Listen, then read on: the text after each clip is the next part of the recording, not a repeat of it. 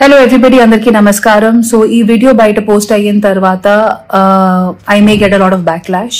Kani ee video vachi elanti political thought process kani mana AP Telangana lo gaani mana country lo jarugutuna development ki viruddhanga gaani nenu post cheyatledu.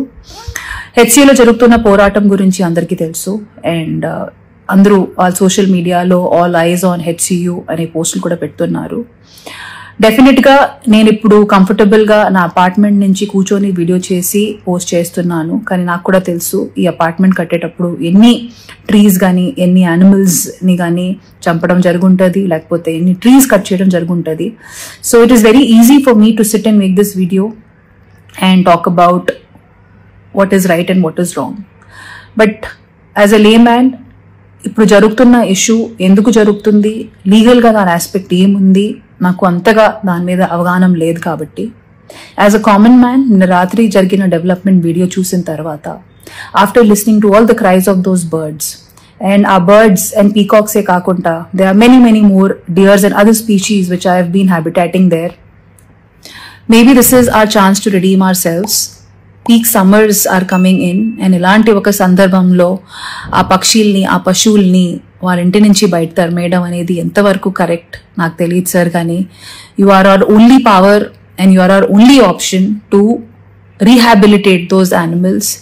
So please ఆ పక్షుల్ని కూడా దృష్టిలో పెట్టుకొని ఒక positive అప్రోచ్తో మీరు మీ next decisions తీసుకుంటారు అనేది మనస్ఫూర్తిగా కోరుకుంటున్నాము.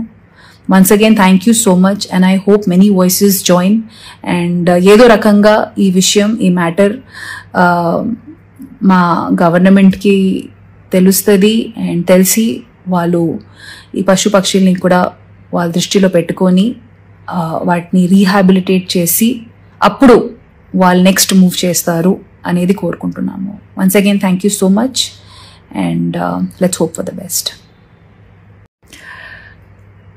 హలో ఎవ్రీబడి, అందరికీ నమస్కారం. సో ఈ వీడియో బయట పోస్ట్ అయిన తర్వాత I may get a lot of backlash.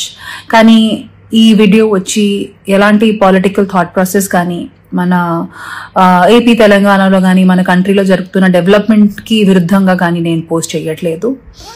హెచ్సిఏలో జరుగుతున్న పోరాటం గురించి అందరికీ తెలుసు అండ్ అందరూ ఆల్ సోషల్ మీడియాలో ఆల్ ఐస్ ఆన్ హెచ్సియు అనే పోస్టులు కూడా పెడుతున్నారు. డెఫినెట్ గా నేను ఇప్పుడు కంఫర్టబుల్ గా నా అపార్ట్మెంట్ నుంచి కూర్చొని వీడియో చేసి పోస్ట్ చేస్తున్నాను. కానీ నాకు కూడా తెలుసు ఈ అపార్ట్మెంట్ కట్టేటప్పుడు ఎన్ని ట్రీస్ కానీ ఎన్ని యానిమల్స్ ని కానీ చంపడం జరుగుంటది, లేకపోతే ఎన్ని ట్రీస్ కట్ చేయడం జరుగుంటది. So it is very easy for me to sit and make this video and talk about what is right and what is wrong. But as a layman ఇప్పుడు జరుగుతున్న issue ఎందుకు జరుగుతుంది, legal గా దాని aspect ఏముంది, నాకు అంతగా దాని మీద అవగాహన లేదు. కాబట్టి యాజ్ అ కామన్ మ్యాన్ నిన్న రాత్రి జరిగిన డెవలప్మెంట్ వీడియో చూసిన తర్వాత after listening to all the cries of those birds and ఆ బర్డ్స్ అండ్ పీకాక్సే కాకుండా they are many more deers and other species which I have been habitating there.